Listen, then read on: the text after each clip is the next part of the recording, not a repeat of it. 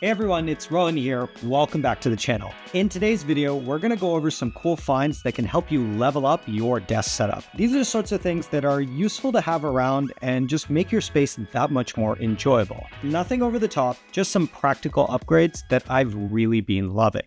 First up is the Galaxy70 from Epomaker. Now, I've been a longtime fan of mechanical keyboards, and I've slowly found myself gravitating more towards them, not just for gaming, but also productivity. So the Galaxy70 is a 75% wireless keyboard. It comes gasket mounted and has a solid aluminum construction that has a bit of heft to it at nearly 2 kilograms. It comes in 3 colorways. I have it in this black, and I love the contrast of the pink or peach colored characters on the keys. For the switches, I ended up with zebra switches, which are a little bit more of a linear style. You can, of course, fit these with Blossom Odyssey switches, which, based on some sound tests, sounded a little bit more thocky. Now, generally, I like a little bit of thock with my keys, but the zebra switches really impressed me. Key presses feel soft, but not mushy, and you get a click at the top, and then when they bottom out, you get this deep, creamy sound to them. Here, take a listen.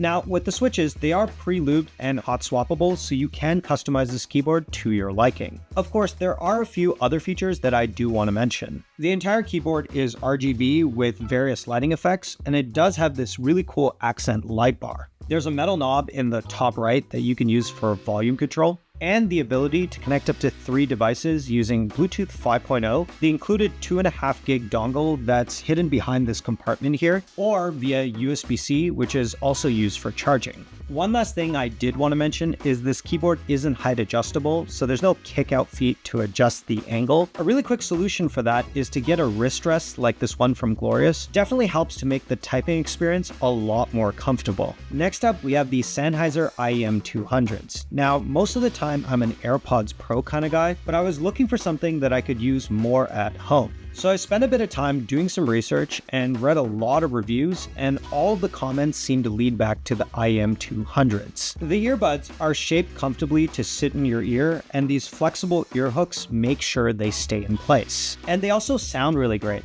I was really impressed by how wide the soundstage is on these and how much bass they were able to produce. Even in the mids and the highs, there was good clarity and the sound always felt very full. But where I found these really shine was my last video edit. Now, normally I use a pair of DT770s and they're really great at monitoring audio. Thing is that over time they get really hot and uncomfortable. These did a good job of articulating the sound, allowing me to dial in the audio exactly the way that I wanted and stayed comfortable through the entire edit. I'd honestly say, regardless of whether it's these or even a different pair of IEMs, they'll definitely change your perspective on how you listen. Next up is the 8BitO Ultimate 2 controller. With the release of the Nintendo Switch 2, I was starting to look into a proper controller. There's nothing wrong with the Joy-Cons, I just wanted something a bit more comfortable for those longer play sessions. With the Ultimate 2, you get in this matte black finish with a smooth texture, and then on the back, they've added extra grip to the handles. But unlike the Switch 2 Pro controller, these come with Hall effect triggers and TMR joysticks. It means higher precision with the triggers, and the joysticks completely eliminate stick drift. But this controller goes one step further by including these buttons along the bottom that can be remapped, and these trigger stops that can be customized depending on the game you're playing.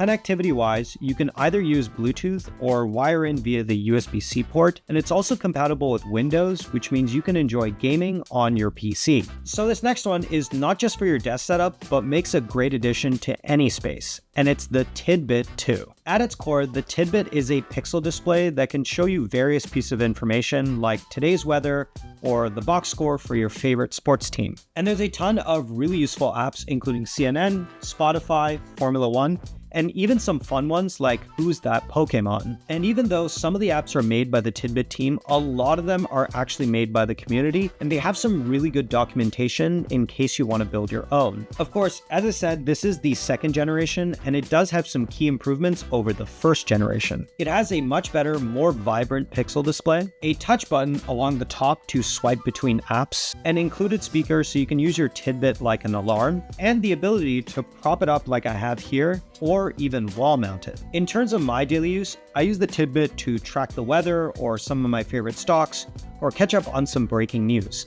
And all of this without having to pull out my phone. Next up is the Logitech Lift. Now, initially I was a bit of a skeptic, but after using it, it's completely changed my outlook on vertical mice. For some context, I'm a huge fan of the MX Master series, and I've used every mouse since the first generation. And when you use an MX Master, your palm is usually facing down. Now, this isn't the most natural position, and it's actually more natural to have a handshake grip. With the Lift, you hold it in that handshake grip, which is way more natural. And it's been really great to use. I'd say it definitely takes some time getting used to the shape, but it's been super comfortable and makes it way easier to handle longer editing sessions. Plus, you can pair it with up to 3 devices using the button on the bottom, and there are a total of 4 programmable buttons that you can customize through the Logitech Options Plus software. Connectivity-wise, you can pair it using Bluetooth or the included 2.5 gig dongle that neatly stores underneath. But yeah, if you're someone who struggles with traditional mice or just wants something a bit more ergonomic, this is definitely worth checking out. Next up, we have the Kanto YU2 speakers. So when I'm at home or at the studio, I'm always listening to something or watching a video, and I don't always like to use headphones. That's where the YU2 speakers come in. I mean, take a look at how small they are compared to my iPhone. But don't let the compact size fool you. These actually punch well above their weight. The soundstage is really wide, like much wider than what you'd expect. Plus, at higher volumes, the mids and the highs come out really clear without any distortion. I do have them sitting on speaker stands to angle them towards me.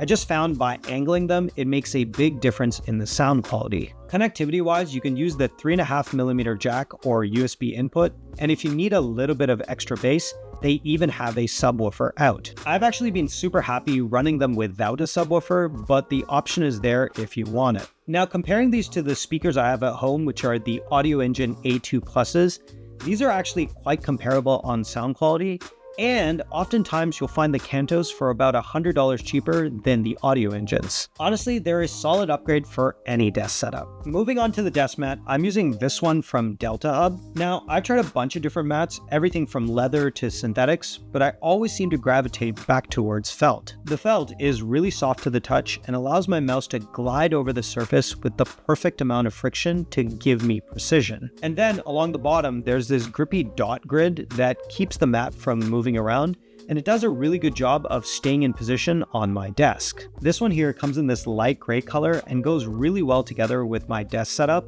but I actually like this so much, I also ordered it in the dark gray. Next up, we have this MagSafe charger from UGREEN. Now, I've actually featured UGREEN a few times on the channel, and I actually have a lot of their products from cables to power bricks. So basically, this is a 2-in-1 charger that completely folds out, and then along the top, you can charge your phone, and then down here is where you charge something like a pair of AirPods. Now, the phone charging part is actually Qi 2 certified, so you can charge your iPhone at the full 15 watts. And then along the bottom, you have an extra USB-C port in case you have another device that you need to charge. I've actually taken this with me traveling, and it's been the perfect companion for charging my phone and my AirPods without carrying any extra cables. Just simple and straightforward. So hopefully you enjoyed this video and found a couple of items that you might want to add to your desk setup. Of course, I'll leave links to everything down in the description below. If you like this video, feel free to hit that like button and subscribe for more content like this. As always, thanks for watching, and we'll catch you in the next one.